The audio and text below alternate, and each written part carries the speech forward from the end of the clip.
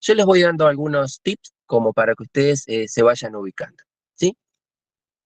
De la parte de endocrino, ¿sí? Repasen lo que es la regulación de la calcemia. ¿Cuáles son las hormonas que regulan la calcemia? Por un lado, recuerden que vamos a tener la glándula paratormona, ¿sí? Y por el otro lado vamos a tener la calcitonina. Por lo menos recuerden esas dos hormonas, donde se secretan y qué efecto producen. ¿Cuál es la que produce el descenso de la calcemia del calcio para depositarlo en los huesos y cuál es la que saca el calcio de los huesos para aumentar la calcemia, ¿sí? Bien, con respecto a endocrino, eh, hay glándulas, perdón, sí, hay glándulas que se denominan temporales. Temporales significa, como la palabra lo dice, es decir, que no están permanentemente secretando hormonas, sino que van a estar en un solo periodo, como en este caso puede ser la placenta. La placenta solamente va a ser un órgano que va a estar presente en la mujer gestante y que va a permitir, ya lo van a ver en segundo año, la secreción de hormonas que garantizan, digamos, la gestación, la anidación de ese nuevo producto de la gestación. Bien, repasen lo que es el control de la glicemia, muy importante, aquellas hormonas, insulina, glucagón, que son las responsables, ¿sí?, de regular la glicemia. En caso de que yo tenga una hiperglicemia, que la descienda, y en caso de que yo tenga una hipoglucemia, que pueda elevarse y mantenerse en lo que es la homeostasis. Esta placa homeostática de un máximo, un mínimo fisiológico que permite el correcto funcionamiento del cuerpo humano. ¿Sí? Con respecto a seguimos con endocrino, con respecto a las glándulas endocrinas, recuerden que las glándulas endocrinas no tienen conducto excretor, ¿sí? Y las glándulas que tienen conducto excretor son las glándulas exócrinas, como las glándulas salivales, ¿sí?, como el hígado, como glándulas, ¿sí?, como el páncreas. Son glándulas que producen, secretan algo y a través de un conducto vierten hacia una cavidad. Esto no ocurre con las glándulas endocrinas. Las glándulas endocrinas están muy irrigadas, tienen mucha vascularización. ¿Por qué? Porque su producto de secreción son las hormonas y se vierten directamente al torrente sanguíneo. Perfecto. Eje hipotálamo hipoficiario. Recuerden muy bien y repasen muy bien eje hipotálamo hipoficiario, ¿sí? Recuerden que el control de la hipófisis va a depender del hipotálamo. El hipotálamo libera hormonas facilitadoras o inhibitorias que van a actuar principalmente en la adenohipófisis, en la parte anterior, y ellas son las que secretan todas las hormonas que ustedes quiero que repasen, ¿sí? La hormona de crecimiento, la adenocorticotropina, ¿sí? La folículo estimulante, la luteinizante, ¿eh? Todas, incluyan la melanocito estimulante también como en la parte anterior, ¿eh? No la dividimos en anterior, medio y posterior, sino directamente anterior y posterior, ¿sí?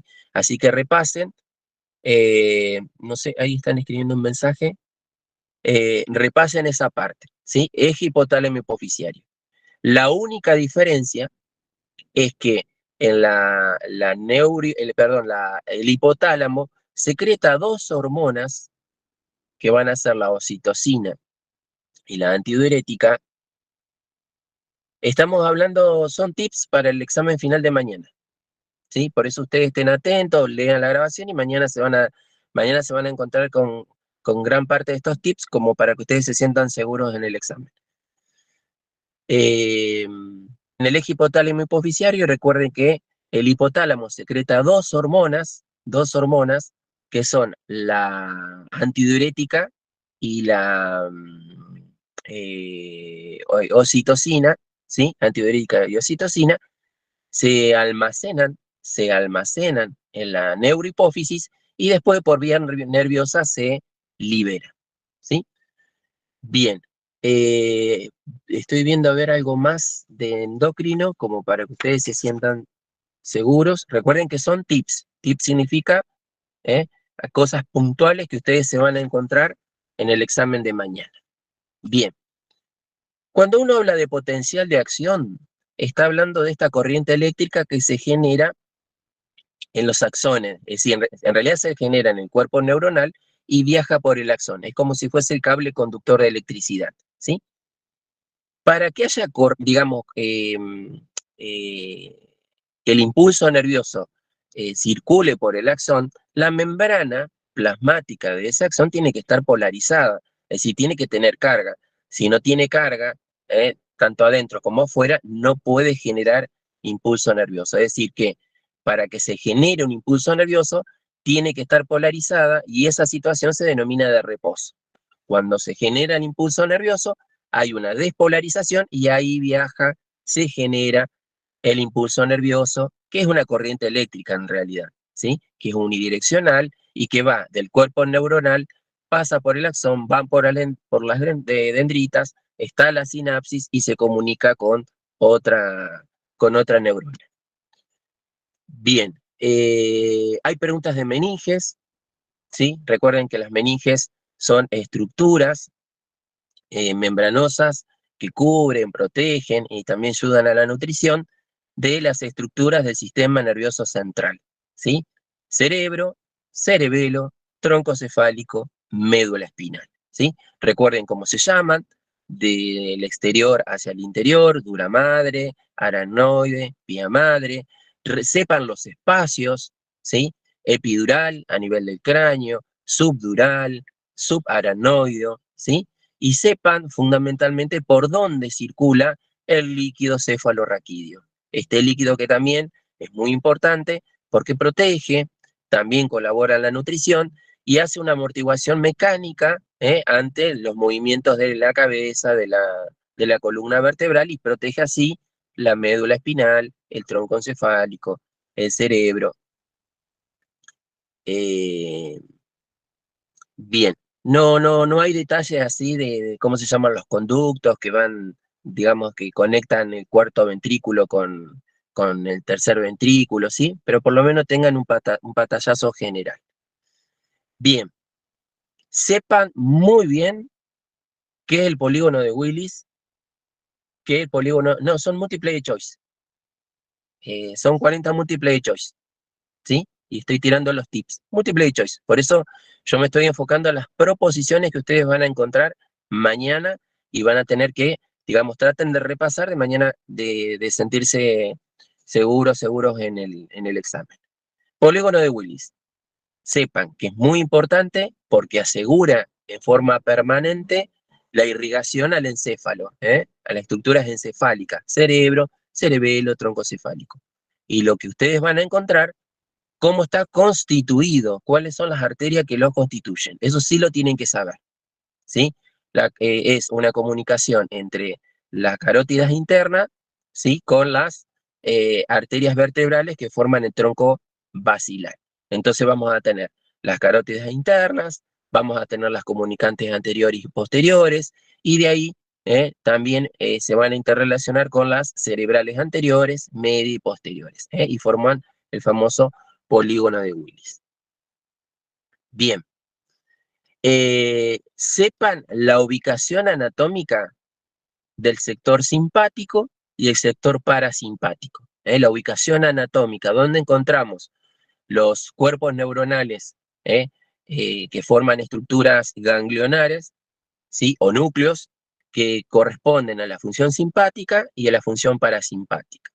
La función parasimpática es cráneo-sacra, significa que están en los núcleos que están a nivel del tronco encefálico, muchos relacionados con los pares craneales, y están ubicados a los lados, ¿sí? De la columna, de la médula sacra. Por eso su ubicación es cráneo-sacra. Mientras que la parte simpática, que es la que te prepara para la huida o lucha, se ubica en grupos ganglionares ubicados a los costados de la columna dorsal y lumbar, ¿sí? Esa es la ubicación anatómica, eso lo tienen que saber y aparece. El simpático, el sector simpático, la parte del sistema nervioso autónomo que prepara el cuerpo humano, ¿sí? Para la huida y lucha, ¿eh? Te prepara para que vos estés en un estado de alerta, ¿sí? Y puedas tener una reacción ante una adversidad. En cambio, el parasimpático, claro, tóraco-lumbar, la parte simpática, ¿sí? Dorsal lumbar, la parte simpática, ¿sí? Dorso lumbar. En cambio, el parasimpático es cráneo sacro, ¿sí? Bien, igual queda grabado, ¿eh? Después ustedes los desgraban, tranquilos, se sacan las dudas que tengan. Algo que es un distractor, algo que es un distractor, pero no se asusten, ustedes tienen el ganglio, no importa si es simpático o parasimpático. El ganglio que está antes es pre, el ganglio que está después es po.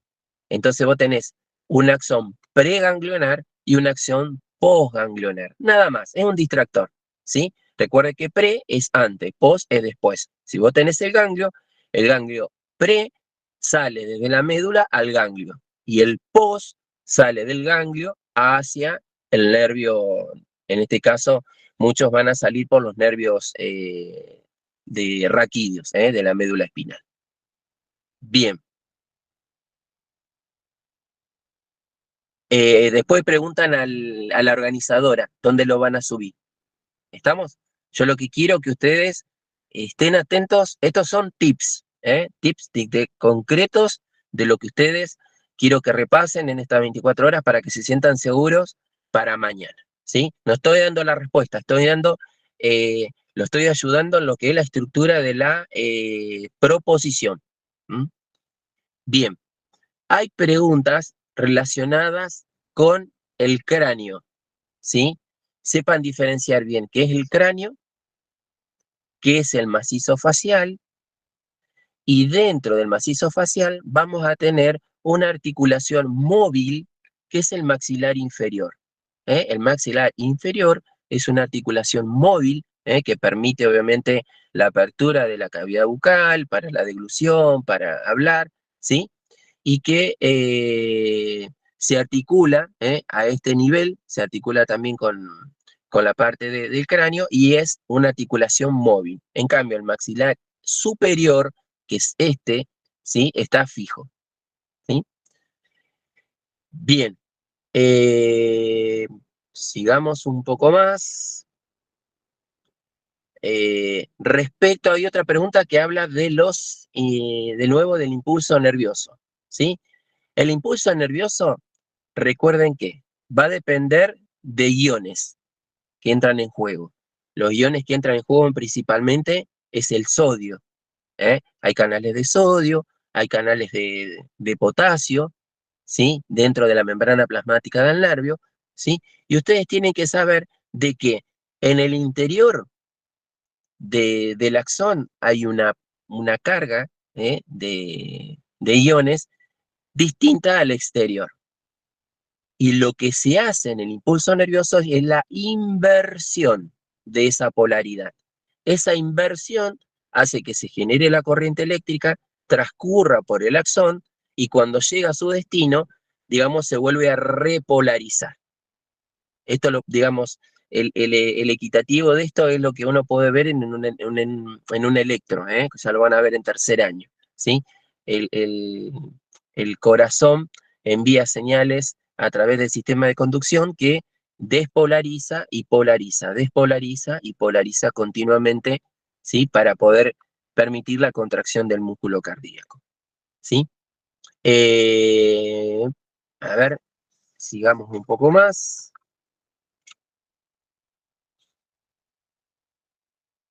Bien, cuando uno describe impulso nervioso, ¿sí? No pregunten todavía cosas que estoy dando tips, no se desesperen, no pongan a esto, porque estén atentos a los tips, ¿sí? Eh, Hay preguntas que siguen hablando del impulso nervioso, y esto es importante porque el impulso nervioso es un fenómeno todo o nada. Significa que cuando el estímulo es suficiente para generar estos cambios a nivel de la membrana, ¿sí? El impulso nervioso viaja, se genera. Ahora, si no es suficiente, no se genera transmisión de impulso nervioso.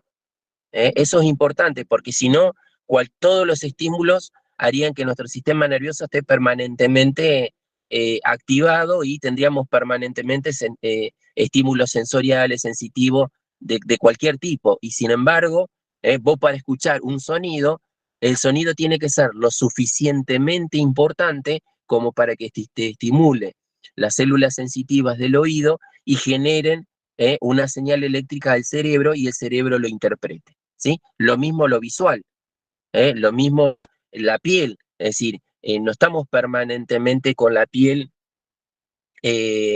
recibiendo estímulo de todo, de calor, frío, dolor, ¿sí? Sino que todo va a depender del estímulo externo. Y algo más que quiero que agreguen es que ese impulso o ese fenómeno de todo o nada es unidireccional, ¿sí? Se genera en el cuerpo, por ejemplo, y va hacia el axón. Nunca va y vuelve, ¿sí? Es un fenómeno todo o nada unidireccional, Ojo, no es bidireccional ni multidireccional, ¿sí? El impulso nervioso se genera, va de una neurona a otra, ¿sí? Después la conexión puede ser dendrita con dendrita, puede ser teledendrón con dendrita, ¿estamos? Eso como para que lo tengan en cuenta. ¿Qué pasa cuando la membrana, el potencial de membrana está en reposo? Significa que está polarizada, ¿sí? En ese momento, ¿está transmitiendo impulso nervioso? No. Pero sí es necesario, una condición necesaria para que el impulso nervioso se transmita. ¿Se entiende lo que quiero decir? Es como que vos para andar en auto necesitas nafta. Si no tenés nafta, no podés andar. Y acá exactamente igual. El axón, ¿sí? De esa célula nerviosa, que es por excelencia la neurona, necesita estar polarizada para que cualquier estímulo genere ese cambio de polaridad hacia el exterior, en el interior de la membrana, y se genere eh, ese impulso nervioso, esa corriente eléctrica, ¿sí? Que es una señal rápida que regula eh, la mayoría de las funciones del cuerpo humano. Se imagina el pensamiento, mañana ustedes van a estar rindiendo y necesitan que sus neuronas estén agilizadas para recuperar los recuerdos del conocimiento de lo que aprendieron en biología para poder demostrarme y demostrarse que lo aprendieron. Bien. Hay otra pregunta que tiene una proposición distractora, pero no es difícil, ¿sí? Que habla de los impulsos nerviosos de la parte motora, de la parte motora, ¿eh? La parte motora, si uno va al cerebro, que está dividido en lóbulos y en áreas, áreas corticales, se llama área visual, área auditiva, la área olfatoria, área del lenguaje y demás, hay un área que está en la parte motora y de ahí, digamos, sale la señal de todo lo que tenga que ver con la respuesta motora, pero motora consciente, eso quiero que sepan, no inconsciente, porque lo inconsciente, que va a regular, por ejemplo, las vísceras, sale del sistema nervioso autónomo, ¿sí? La señal de que el estómago se mueva, de que la vejiga se mueva, de que los vasos sanguíneos se contraigan, ¿sí? Van a ser señales autónomas, no van a depender del sistema nervioso central. Vos no estás pensando en este momento, estómago movete, intestino movete, vejiga llenate, ¿se entiende? Todo lo consciente tiene que ver con la capacidad que tiene el cerebro y otras estructuras de vincularte con el mundo exterior, principalmente. Vos lo ves al mundo, lo escuchás, lo tocas, pero también el sistema nervioso central te da una conexión con lo interior, porque vos, cuando, digamos, te duele algo, ese dolor se convierte consciente, ¿sí? Cuando vos te duele la vesícula, sentís dolor en la vesícula. Entonces, es una información que se hace consciente. Entonces, recuerden que el área, ¿dónde está el área motora principal? Que ahí están los cuerpos neuronales que regulan la función de todo lo que tenga que ver con la movilidad, o músculo esquelético principalmente, que hacen, ¿sí?, a la parte consciente. Yo estoy moviendo la mano en este momento, sale del área prerolándica, el área motora principal. Principalmente la principal van a encontrar, no la secundaria, que más está relacionada al movimiento fino, ¿sí? Sigamos. Mínimamente la vía motora principal, si sale del área, por donde viaja, si pasa por el tronco encefálico, si va a los ganglios motores de los pares craneales, si sigue el recorrido a la médula espinal y sale de la médula espinal por los nervios raquídeos por su parte motora, y va a llegar a la placa motora de los distintos músculos, va a llegar a los músculos del abdomen, de la pierna, ¿sí? Así general, No se confundan que no tiene nada que ver con el arco reflejo, no se confundan que no tiene nada que ver con una vasodilatación de las arterias, no se confundan que tengan que ver con el músculo liso de las vísceras y las glándulas, ¿sí? Bien. Vayan a la clasificación del sistema nervioso, eso muy, muy importante. Vayan a la clasificación del sistema nervioso. Sistema nervioso se clasifica en sistema nervioso central, sistema nervioso periférico. Hagan hincapié a lo que es aferente y hagan hincapié a lo que es eferente. Recuerden que lo aferente es lo que llega a algo. En este caso es la información que llega al sistema nervioso central, como por ejemplo lo sensitivo. ¿Sí? Lo sensitivo es un estímulo que está en el exterior y llega a través de los nervios, axones, grupo de axones, hacia las distintas partes del sistema nervioso central. A lo mejor llega a la médula, a lo mejor llega al tronco cefálico, a lo mejor llega al cerebelo, o si no, al cerebro, ¿sí? Mientras que lo eferente es todo aquello que sale del sistema nervioso central, ¿sí? Sale de las distintas áreas, sale del área visual, auditiva, del lenguaje, ¿sí? De la parte motora, y es lo inverso, va a pasar por el hipotálamo, va a pasar por el tronco encefálico, y de ahí los nervios, puede ir a los nervios o pares craneales, para el movimiento, por ejemplo, de, de los músculos masticadores, o sigue su camino hacia la médula espinal, ¿sí? Si va a la parte cervical, me va a permitir el movimiento de los miembros superiores, brazo, antebrazo, mano, y se sigue su recorrido hasta abajo, me va a permitir el movimiento del miembro inferior, permitiéndome caminar, por ejemplo, en la marcha. ¿Estamos? Entonces, bien diferenciado eh, todo lo que es aferente y eferente. Bien. Siguiendo con la clasificación, una pregunta muy, muy fácil, muy, muy fácil, por eso sepan muy bien la clasificación del sistema nervioso, ¿sí? La clasificación o subclasificación del sistema nervioso autónomo, ¿sí? Recuerden que el sistema nervioso autónomo obviamente está relacionado con el sistema nervioso central, pero como la palabra dice, tiene una autonomía, es decir, por sí solo tiene esa capacidad de regular las glándulas, los vasos sanguíneos y los músculos lisos, es decir, las vísceras, ¿sí?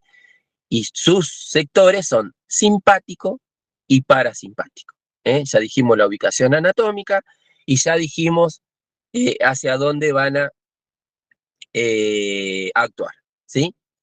¿Y qué van a hacer? Recuerden que uno tiene que huir a lucha, el otro tiene que ver con la parte de reposo, ¿sí? Reparación y demás. Por eso a la noche se activa el parasimpático y hace que nuestras células se regeneren. Bien. Bien. Sigue habiendo otra pregunta de potencial de acción, por eso lo estoy diciendo, fíjense en que hay muchas preguntas de nervioso, ¿sí? Recuerden que el potencial de acción, vuelvo a decir, yo necesito que esté polarizada la membrana, ahí entra en juego sodio y potasio, hay un intercambio de esos iones, ¿sí?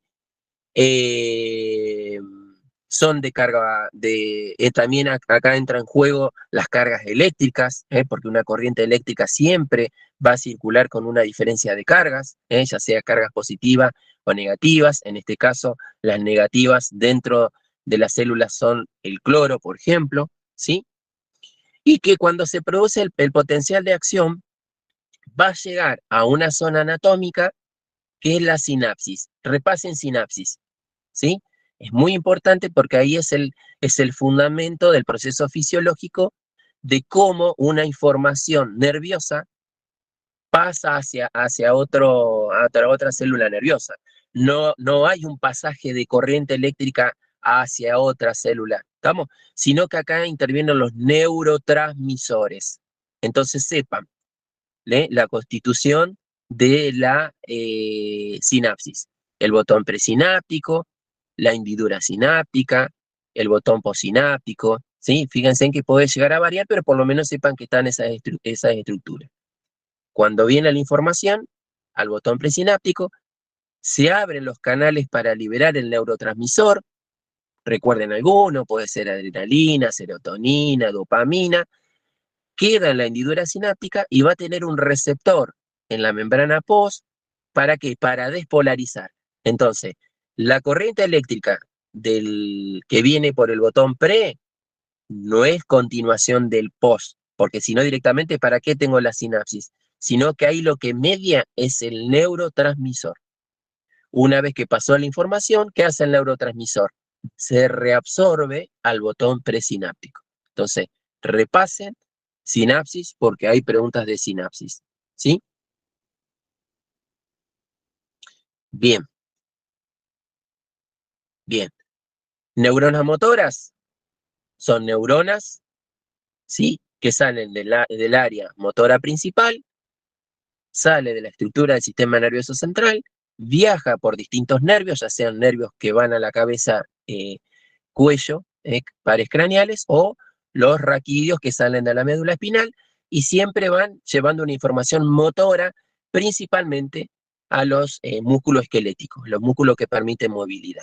En cambio, las neuronas sensitivas o nervios sensitivos es al revés. En la periferia tengo un receptor, capta un estímulo que puede ser lumínico, auditivo, olfatorio, de frío, calor, y esa información se va a dirigir hacia el sistema nervioso central, obviamente a través de nervios, en este caso, nervios sensitivos. Bien, esta es muy accesible porque habla de dónde actúa el sistema nervioso autónomo. Va a actuar, como recién dijimos, perdón, va a actuar principalmente en los vasos sanguíneos, arterias y venas, glándulas, ¿sí? Cuando hablamos de glándulas endocrina y exócrina, y todo lo que son las vísceras. Y cuando hablamos de vísceras, hablamos de órganos.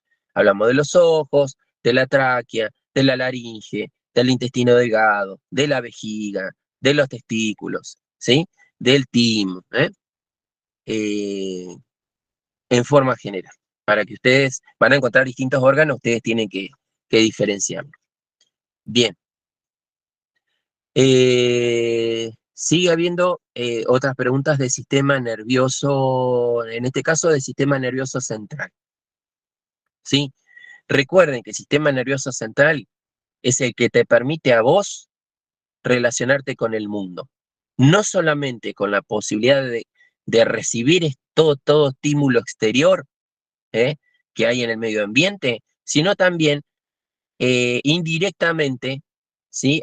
Con conexión del sistema nervioso autónomo, también te permite, digamos, cómo está el interior del cuerpo. Esto, como yo les decía, si a vos te duele el hígado, a pesar de que está inervado por el sistema nervioso autónomo, vos vas a sentir el dolor. No es que todo lo que es autónomo no tenés capacidad de poderlo interpretar, ¿sí? Lo importante es que el sistema nervioso central siempre va a tener la capacidad de recibir información, interpretar esa información y dar una respuesta. Por eso, pregunta de examen, tanto el sistema endocrino como el sistema nervioso tienen esa capacidad, son integradores por eso, porque reciben la información, interpretan, ¿sí? Se decodifican esa información y dan una respuesta como tal, ¿sí? Si yo estoy caminando y veo que se me viene un auto encima, varios estímulos visuales, la memoria y demás, hacen que yo reaccione y que me corra del auto de manera que no me atropelle. Bien, sigamos un poco más. Vamos bien, vamos casi por la mitad. Hay preguntas de hígado, ¿sí? Todas las funciones del hígado, todas las funciones del hígado. El hígado es un órgano muy importante por todas las funciones que tiene. Gracias a ello, el sistema inmunitario actúa correctamente, gracias a ello la digestión se produce como corresponde, gracias a ello se metabolizan los fármacos, gracias a ello se metabolizan todos los nutrientes que nosotros comemos para que después sean utilizados como energía, gracias a ello se produce la bilis, producción de proteínas, de vitaminas, ¿sí? Es muy, muy, muy importante el hígado, y como órgano que permite detoxificar todo aquello que tiene que ser eliminado. Y se puede eliminar. Recuerden que los órganos excretores por excelencia son, por un lado, los riñones, que excretan la orina, excretan, porque es producto de desecho, y la materia fecal. ¿Sí? Bien, así que sepan muy, muy bien las funciones del hígado. Bien. Sepan muy bien, ¿sí? Las porciones de la nefrona. Esta unidad anatómica, fisiológica, microscópica, ¿sí? Que hace al funcionamiento de los riñones, en la microestructura, ¿sí? Sepan muy bien, donde se inicia, cápsula de Bowman, túbulo contorneado proximal, asa de Herle, túbulo contorneado distal y túbulo colector. Y sepan en cada recorrido dónde se producen las funciones de filtración, dónde se producen las funciones de reabsorción y dónde se producen las funciones de secreción. Esas tres funciones permiten que se forme este producto de excreción que es la orina, ¿sí?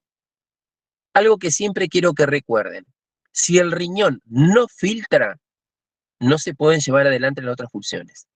Por eso es tan importante que los riñones filtren, ¿sí? Que puedan filtrar el plasma, que es la parte líquida de la sangre, o la sangre en forma general. Pero sepan que filtra el plasma, filtra las partículas más pequeñas.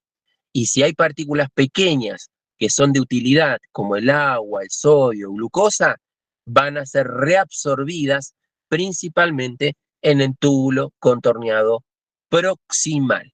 ¿Estamos? El cuerpo es sabio, trata de recuperarlo rápidamente.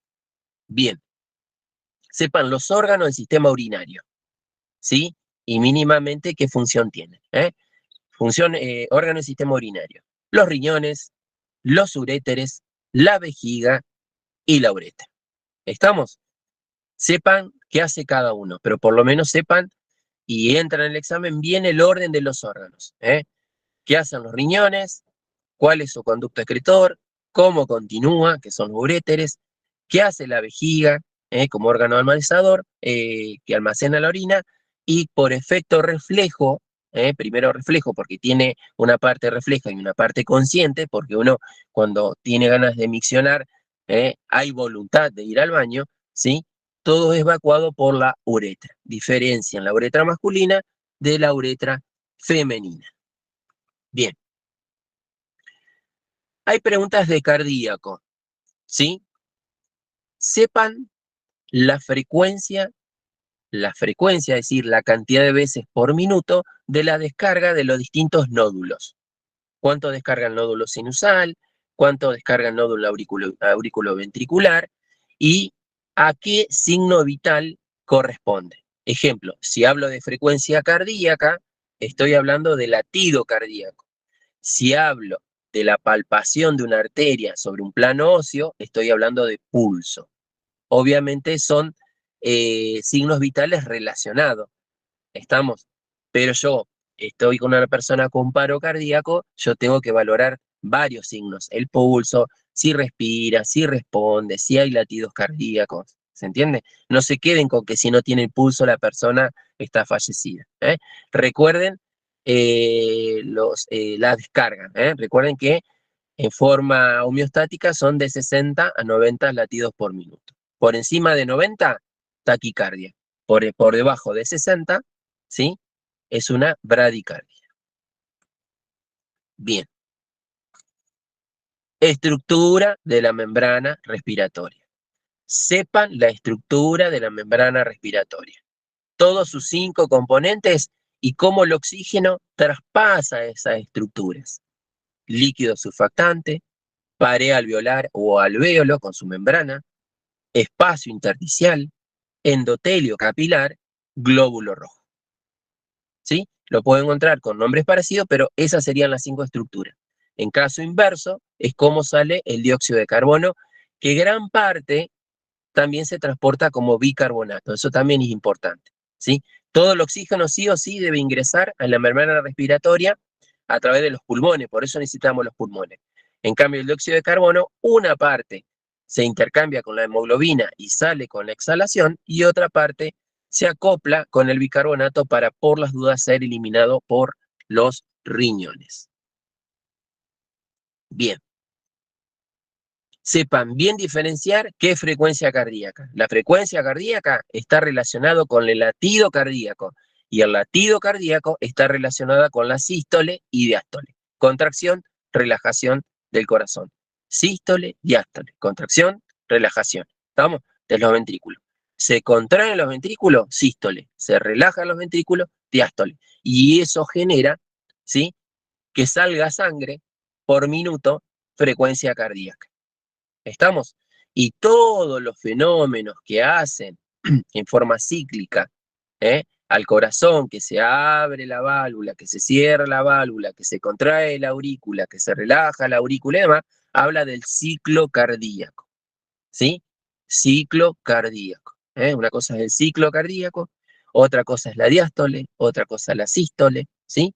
Otra cosa es la frecuencia cardíaca. Obviamente todo está relacionado, pero para que ustedes, cuando estén en el examen, no se confundan. Bien, estructura de los vasos sanguíneos. Cuando hablamos de estructura de los vasos sanguíneos, hablamos de las arterias y de las venas, ¿sí? Las arterias tienen una estructura que permiten y actuarían como una segunda bomba accesoria al corazón. Sepan las 3 capas, cuál es la que predomina y cómo la diferencia de las venas, que las venas son vasos de capacitancia, trabajan a menos presión y tienen válvulas, principalmente las válvulas que vienen de los miembros inferiores, digamos, de los pies hacia la pelvis y demás. Hay muchas válvulas, ¿por qué? Por el efecto de la gravedad, ¿sí? Por eso se forman las varices. Las varices son dilataciones de los vasos porque hay un debilitamiento de la pared de la vena, ¿sí? Entonces sepan muy bien que las arterias son vasos sanguíneos que transportan sangre a alta presión, distribuyen a todo el cuerpo humano oxígeno nutriente, y las venas son vasos de baja presión que llevan los productos de desecho, el dióxido de carbono y demás, y van desde la periferia, desde los tejidos, hacia el corazón. Y forman un circuito cerrado. ¿Estamos? Las arterias se continúan con las venas. Bien. Sigamos. Respecto al sistema nervioso autónomo, sepan muy bien qué hace el sistema nervioso autónomo en el corazón y en el pulmón. Recuerden que el sistema nervioso autónomo, su sector simpático, hace que aumente la frecuencia cardíaca, hace que aumente la frecuencia respiratoria. ¿Para qué? Para, digamos, satisfacer las necesidades metabólicas de ese momento. Si yo estoy corriendo, necesito más oxígeno y nutrientes. Entonces, ¿qué tiene que hacer el simpático? Activar y aumentar mi latido cardíaco y mi frecuencia respiratoria en forma fisiológica, porque estamos hablando de algo fisiológico, el ejercicio. En cambio, quienes disminuyen ese valor para volver a su valor homeostático es el parasimpático. Entonces, sepan muy bien que hace el sector simpático y parasimpático, ¿sí? Tanto en el corazón como en los pulmones. Bien, bien, ya les dije que el ciclo cardíaco, ¿sí? Es el ciclo completo que involucra todos los fenómenos que hacen a la eyección de la sangre, desde que entra por las aurículas hasta que sale por los ventrículos, ¿sí? Recuerden que se genera ese latido, ¿sí? Cardíaco, se va a generar entre 60 y 90 latidos por minuto, tiene que ver con la diástole y sístole, ¿sí? Y que el ciclo cardíaco son segundos, ¿sí? Fíjense que si estamos hablando de que late tu corazón en 60 latidos por minuto, es decir que se genera en un segundo un latido, pero si vos tenés más latidos se va a generar en 0, tantos segundos, ¿se entiende? Es decir que en general nuestros latidos cardíacos duran menos de un segundo, ¿eh? Si yo estoy corriendo y estoy con 120, ¿sí? Mi latido cardíaco está en 0,5, pero como para que tengan una idea, cuando ustedes ven una proposición que tiene varias correctas, es muy probable que haya un distractor. No lo duden, es correcto. Bien, sepan todos los elementos forme de la sangre. Todos los elementos forme de la sangre y mínimamente qué función cumple. ¿Sí? Glóbulo rojo, eritrocito o glóbulo rojo, eritrocito o no me sale la otra palabra, bueno, glóbulo rojo, eritrocito, glóbulo blanco, leucocito, plaquetas, ¿sí? Y después el plasma. Sepan mínimamente las células y recuerden por las dudas, porque puede haber alguna pregunta, cómo se subclasifican los glóbulos blancos. En neutrófilos, eosinófilos, basófilos, linfocitos, monocitos. Mínimamente qué hace cada uno, en forma general, ¿sí? Entonces, muy bien los elementos forme de la sangre. Bien, hay preguntas de la piel. La piel, sepan sus capas. Recuerden que tiene una capa externa, que es la epidermis, que es la más externa, la capa media, que es la dermis, que es la más importante. Estamos porque ahí están los vasos sanguíneos, está en la parte de los nervios, ¿sí? ¿Estamos? Y después, debajo de la dermis, está el tejido subcutáneo, que es tejido graso, ¿sí? Entonces, epidermis, dermis, hipodermis, ¿sí? Y dentro del estrato dérmico hay un estrato, ¿sí? Que es el estrato basal, que es el más importante porque ahí es donde está permanentemente la célula en mitosis, para que las células se sigan regenerando, porque la piel, como todo órgano, se regenera. Bien, las que quedan son fáciles, ya estamos terminando. Sepan y diferencien las células que forman el hueso con las células que forman el tejido cartilaginoso. Es decir, repasen lo que es osteocito, osteoclasto, osteoblasto y condrocitos. Sepan muy bien y diferencien bien las células que forman parte del tejido óseo y el tejido cartilaginoso. ¿Sí? División celular. Todas las células del cuerpo humano, a excepción de las gónadas, se dividen por mitosis, es decir, una célula madre da dos células hijas, mientras que las células gonadales o sexuales primarias, testículo ovario, su división es meiótica. La mitótica da 46 cromosomas o 23 pares, y la meiótica solamente da 23. Por eso un espermatozoide se puede unir a un óvulo y formar un nuevo ser. Bien. Corazón, configuración interna, todo. Los tabiques, las válvulas, las cavidades y las tres capas que forman el corazón. ¿Vamos? Pericardio, con su subdivisión. Miocardio, la capa más importante, y endocardio, la capa más interna.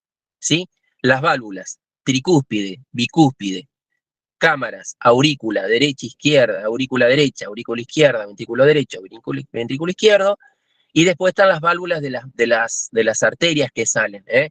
La arteria de la válvula aórtica, la arteria de la válvula, perdón, la válvula de la arteria pulmonar, la válvula de la arteria aórtica, ¿sí? O también las pueden encontrar como sigmoideas o semilunares, ¿sí? Estructura interna del corazón, hay preguntas, ¿sí? Bien, acá una ayuda. Vieron que el pH está regulado, tiene una placa homeostática, está regulado, digamos, cuando hay aumento o disminución, ¿sí? Del pH por 7,35 o por debajo de 7,35, por encima de 7,45, que es lo homeostático, actúa distintos mecanismos que se llaman mecanismos homeostáticos, o mecanismos amortiguadores, o tampones, o buffer, ¿sí? Acá la pregunta hace que cuál de ellos es el más importante. Y el más importante, para que ustedes recuerden, ¿sí? Es el mecanismo ácido carbónico, ¿sí? Con el bicarbonato, ¿eh? ¿Por qué? Porque rápidamente o formo bicarbonato para eliminarlo por orina, o formo ácido carbónico, ¿sí? Que después lo hidrato y formo dióxido de carbono y lo elimino por respiración, ¿sí? Después están los de otros, está como las proteínas, hay otro mecanismo, pero está preguntando el mecanismo homeostático más importante del pH, que es el ácido carbónico con el bicarbonato. Bien, bien. Repasen mecanismo homeostático, cuáles eran sus componentes: mecanismo sensor, mecanismo integrador y mecanismo efector. Mecanismo sensor, algo sensa, algo interpreta y se da respuesta a eso, ¿eh? La mayoría de las variables fisiológicas se manejan de esa manera. Si se aumenta la presión, van a entrar mecanismos que hacen que baje. Si no estoy orinando, va a haber mecanismos que hacen de que yo pueda orinar. ¿Se entiende? ¿Eh? Todas las variables fisiológicas del cuerpo humano tienden a tener este mecanismo efector, ¿sí? Esto ocurre con la temperatura, con la vasodilatación o la vasoconstricción de la piel, cuando yo tengo frío, cuando yo tengo calor, para la eliminación de sudor. Yo tengo sudo cuando la piel sensa de que hay demasiada temperatura al exterior, ¿sí? Y todo está controlado por el sistema nervioso autónomo. ¿Estamos? Bien. Estructuras de la célula principales: núcleo, citoplasma, membrana plasmática y las organelas. ¿Estamos? Esas serían las estructuras más importantes, ¿sí? No va a haber preguntas por ahora en este examen que hablen de las organelas y demás, pero por lo menos sepan, organelas membranosas, no membranosas, la membrana plasmática, la estructura, ¿sí? El núcleo, como algunos autores no lo consideran organela, sino que mucho más, porque ahí está toda la información genética de la célula, pero quiero que se lleven y sepan y remarquen la importancia de la membrana plasmática. Esta membrana es la que protege, la que separa el leak del leak, el líquido que está dentro de la célula, que es el citoplasma, del leak, que es la célula que está fuera de la célula, que en este caso es el líquido extracelular, y principalmente el intersticial, ¿sí? La membrana plasmática es como si fuese las paredes de tu casa, separa todo lo que está dentro de tu casa de lo que está fuera de tu casa. Por eso es muy importante la membrana plasmática que esté indemne, no esté lesionada, ¿sí? Bien, y por último, preguntas muy simples que las van a sacar, hablan un poco de la parte topográfica, ¿sí? Habla de qué órganos se encuentran en la cavidad pleural, obviamente que son los pulmones, qué órganos encontramos en la cavidad pericárdica, ¿sí? Que son el corazón, ¿sí? Así que son más preguntas topográficas que no van a tener problema. ¿Qué es la posición anatómica? Una pregunta súper fácil: que el cuerpo humano está de pie, con las palmas hacia adelante, con los pies levemente separados y mirando hacia adelante, ¿sí? Y repasen repasen las cavidades del cuerpo humano y mínimamente qué órgano hay en cada cavidad, qué órgano hay en la cavidad mediastínica. Y si hablamos de mediastino, está el corazón, los grandes vasos, están los pulmones, está el timo. Si hablamos de la cavidad abdominal, está gran parte de los órganos del sistema digestivo, intestino grueso, bueno, la parte del colon, el hígado, la glándula pancreática, ¿se entiende? ¿Qué órganos encontramos en la parte pélvica? La vejiga, en caso de la mujer los ovarios, ¿sí? Próstata en el varón, recto, ¿sí? En la cavidad craneal, obviamente, el encéfalo, ¿sí? Bien general. Todos los tips para que ustedes hagan un repaso general y lo tengan a consideración para el llamado de mañana. Espero que le sirvan. Está en base a lo que ustedes van a encontrar mañana. La propuesta es, va a haber 2 salones, los vamos a organizar rápidamente para que ustedes puedan entrar, tengan el tiempo suficiente para hacer el examen. Recuerden que son 600. Voy a hablar con los otros docentes de manera que primero en otro salón rindan los libres oral, porque son más los regulares y demás. Los que no tienen la regularidad en el SIU, quédense tranquilos que yo voy con el REC, yo esta noche yo lo imprimo y ya le pongo la regularidad en el mismo acta, digamos, para no, ejemplo, si Luciana, que está en línea, en el SIU figura como libre, pero en el REC, que ya está entregado en alumnado, está regular, rinde regular, no la voy a hacer rendir libre. ¿Estamos? Ya sea para este primer llamado como el otro. ¿Estamos? Recuerden que todos los estudiantes que en su momento reclamaron notas, fueron todas encontradas, fueron rectificadas y los que tenían aprobados quedaron regulares. Así que quédense tranquilos, había estudiantes que les faltaban alguna nota para la promoción también, se encontró todo, después de buscar uno por la cantidad de estudiantes, así que bueno, este año como titular de la materia, este año estoy designado como titular de la materia, vamos a proponer otra dinámica para el cursado 2022, y los que son cursado 2023, 2022, 21, 20 y demás, bueno, vamos a generar un espacio de mayor acercamiento con este tipo de tips, con un formato parecido, porque, digamos, uno tiene que evaluar lo que enseña y uno tiene que evaluar el formato que uno viene enseñando. Por eso, quienes recursen o ingresantes 2023 van a tener otro formato de la asignatura, más transversal, con casos, con una guía más concreta, con otro tipo de clases y acercamiento. Bueno, 3 minutos nada más, algo puntual, no de contenidos, porque de contenidos ya está. Les di los tips, que es lo que más importante quería que se llevaran en esta apoyatura de examen. No es clase de consulta, apoyatura. Bueno, gracias Celeste. No sé si está la compañera ahí que organizó la jornada, ya te agradezco. Sí, sí, sí, por favor vayan con DNI, vayan con DNI porque ustedes se tienen que identificar. Ahí los compañeros